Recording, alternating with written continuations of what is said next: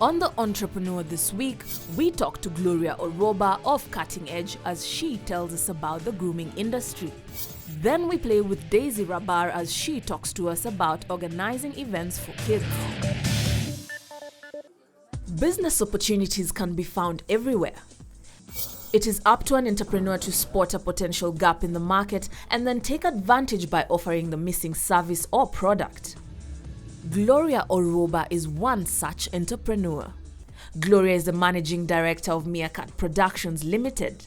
One of the businesses that fall under Meerkat Production is Cutting Edge Executive Barbershop, Salon and Spa. Grooming it's a very delicate matter because that's where you see me at my worst. That's where you see me without my wig, without my weave. That's where you see my really bad nails, or for guys, that's where, and also guys have a lot of esteem things, so they don't want to just sit in the open and someone is trying to dye their hair into black so they can regain their youth. So it was just, I think it was the privacy, the quality, and at the same time, the relaxation. That was what inspired me to start this place.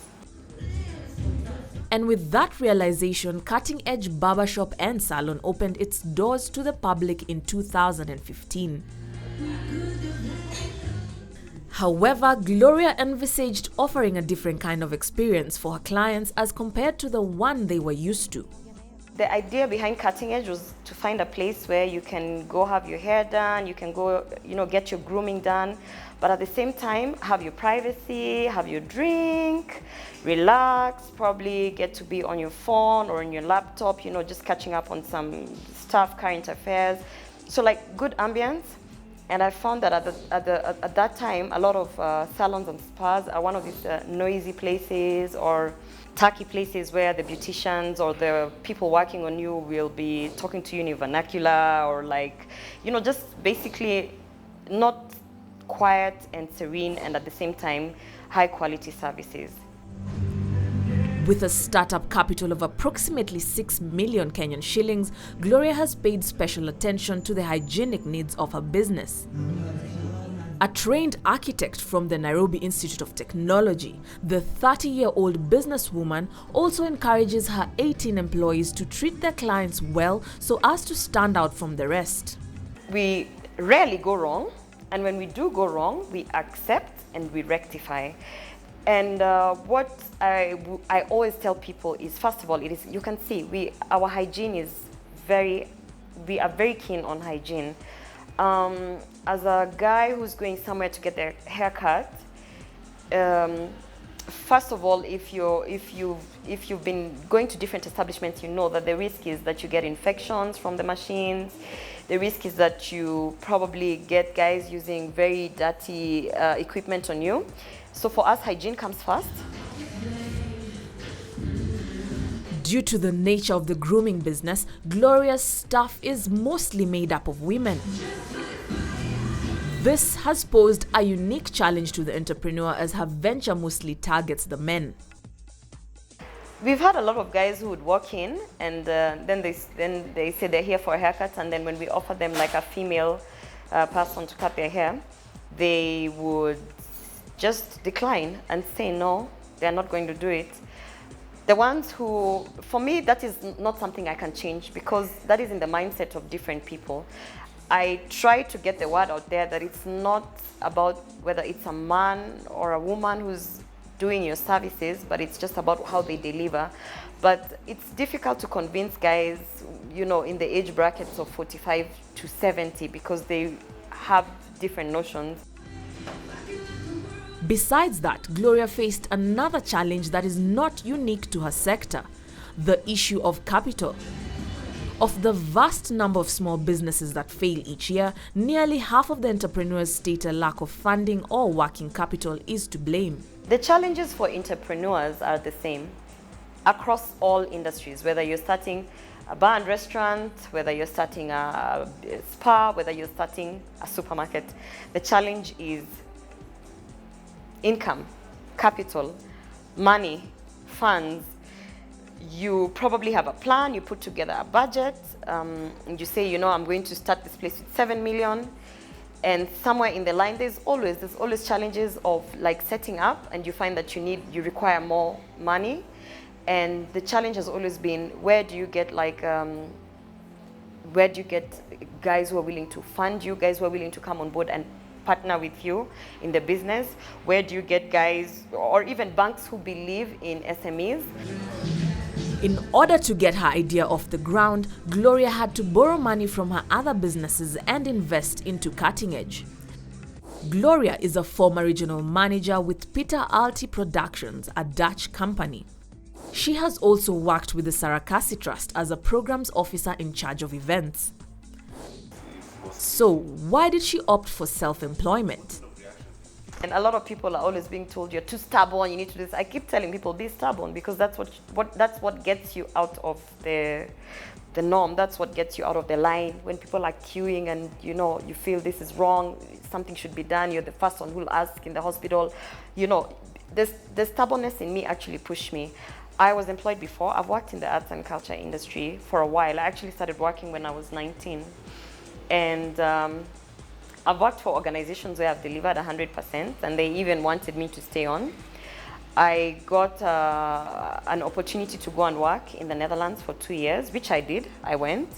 But my stubbornness also told me, I can do something by myself, so I resigned and decided to start my own things and just, push boundaries.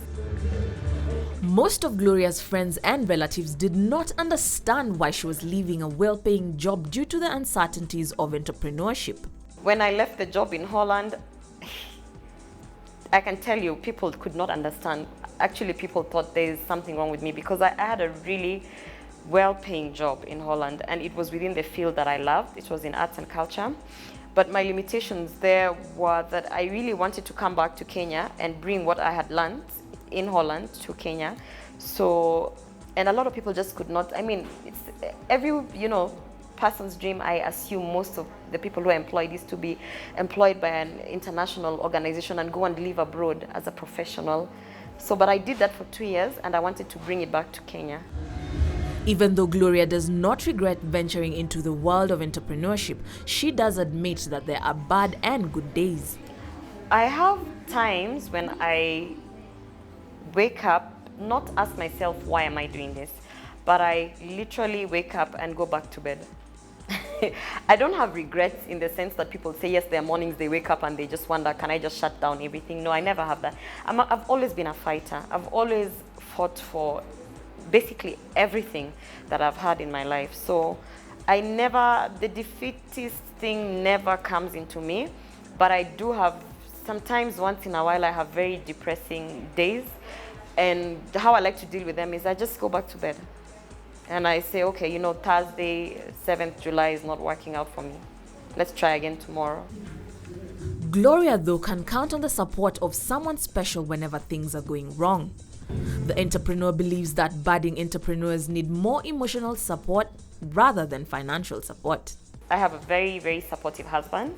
He doesn't know much about running a spa and a barbershop and all this, but the support you need at the time when you're doing your startup mostly is, I think it's a lot of emotional support, because when things don't work out, I don't think you need someone to come and tell you, this is the reason why they're not working out, but you kind of need someone who needs to just comfort you and tell you like, okay, you know what, maybe you need to try again tomorrow, maybe you need to, relax today, maybe because it gets very emotional. Because it's your thing, you're not working for someone. So when you see it going down, it rips you apart because it's like your baby. Gloria is of the opinion that as an entrepreneur, it is important for one to seize any opportunities whenever they present themselves. By so doing, a business owner can be able to get a new market for their products or services. When I started this, I started a male spa. A barbershop with a male spa. We only were dealing with men. And I really wanted to be good at it and, just build it in that framework. And somewhere down the line, the men would come with their girlfriends, the men would come with their wives, and the wives would sit and say, but why can't I have my stuff done here? Like, this place is nice, this place is awesome. And we're like, yeah, because, it's only exclusively for men. And we played that song for a month. And then one day I woke up and I said, come on, maybe I can do, I don't cut women's hair or whatever, but maybe I can, push myself and see how far that can bring me. And then that's how the Cutting Edge Executive Women was born, which is on ground floor. While many new startups are utilizing the power of social media, Cutting Edge is utilizing more traditional methods of marketing to reach the masses. We have done radio campaigns when we started. I was advised to probably go that way because it would help in terms of branding, like brand placement, and also it might not necessarily translate to sales, but it would put me out there. So we did a whole campaign around Father's Day. We partnered with one of the local media houses, and we had like a 2 weeks campaign. It cost a lot of money, but in terms of branding, we were out there. People started hearing about Cutting Edge. We've also done features in magazines. I try to get brand ambassadors in the sense that you give them really good services for subsidized price, and they would speak about it on social media. So I've had a couple of social media gurus who've done that for me.